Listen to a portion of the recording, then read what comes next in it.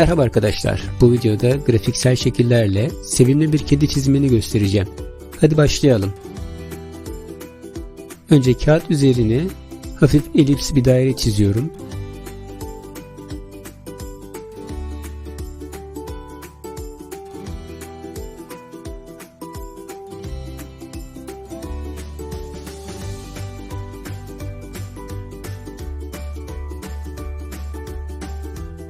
Şimdi merkez çizgilerini belirliyorum ve ortasına burun çiziyorum.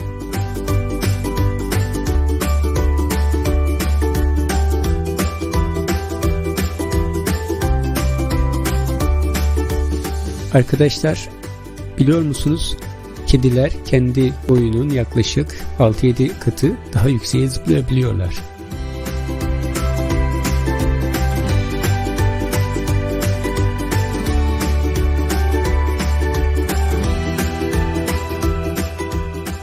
Önce kurşun kalemle çizimi yaptıktan sonra siyah bir mürekkepli kalemle kontur çizgilerini çizeceğiz. Sonra sizler istediğiniz gibi boyayabilirsiniz.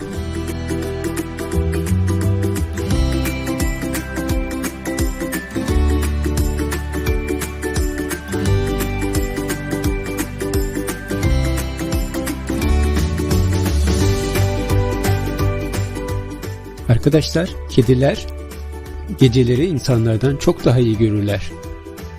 Fakat gündüzleri insanlar kadar renkli göremezler.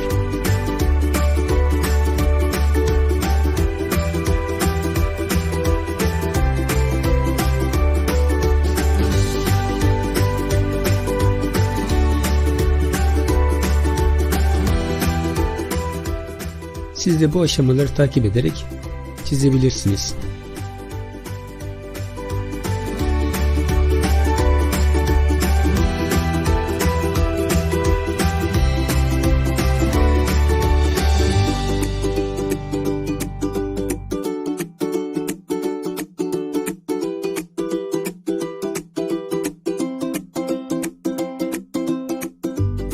Şimdi arka bacak ve patisini yaptım.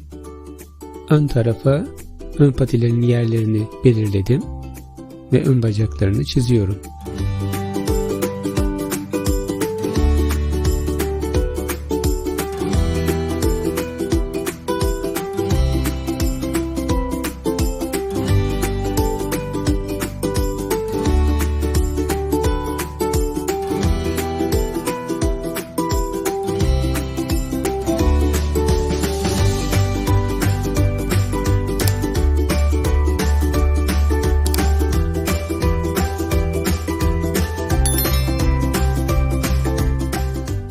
Şimdi herhangi bir mürekkepli kalemle mürekkepleme kısmına geçiyoruz.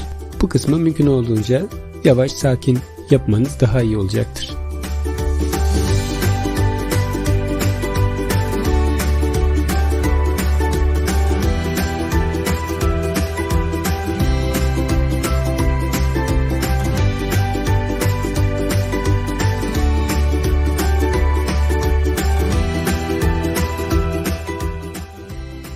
Arkadaşlar, sanılan aksine kedilere çok fazla süt vermemek gerekiyor.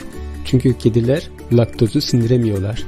Eğer süt vereceksek 1/4 süt, geri kalanı su olmalı. Kediler hazımsızlık çekebiliyorlar.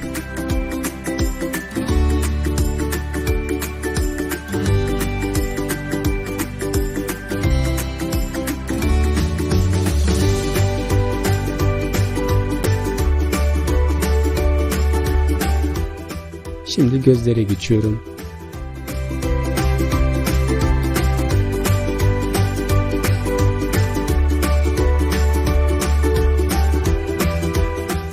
Gözlerin içini tamamen siyaha boyayacağım. Üst tarafta parıltılar kalacak.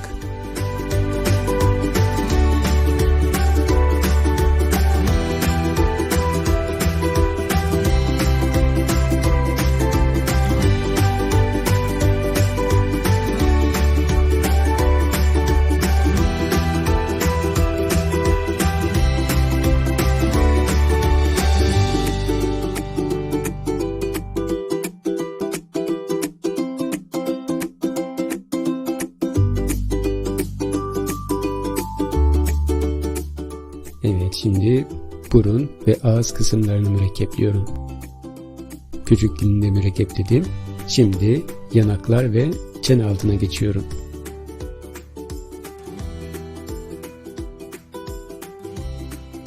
Arkadaşlar, diğer ilginç bir bilgi de kediler ömürlerinin çoğunu yaklaşık %70'ini uyuyarak geçirirler.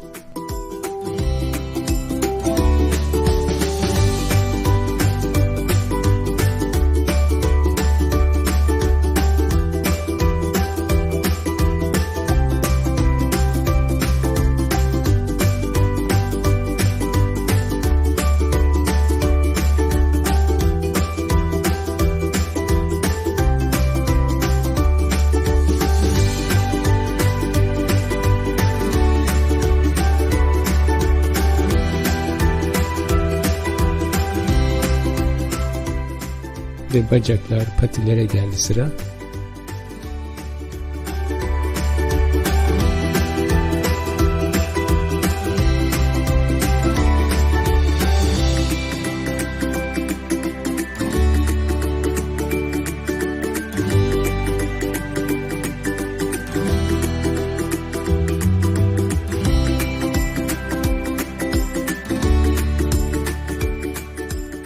Dediğim gibi mürekkepleme aşaması mümkün olduğunca yavaş yaparsanız çok iyi olacaktır.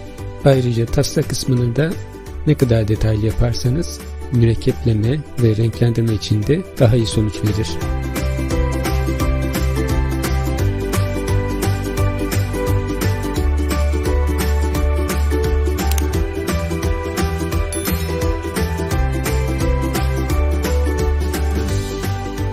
Hepimiz İstediğimiz gibi renklendirelim. Abone olursanız sevinirim. Seyrettiğiniz için teşekkür ederim.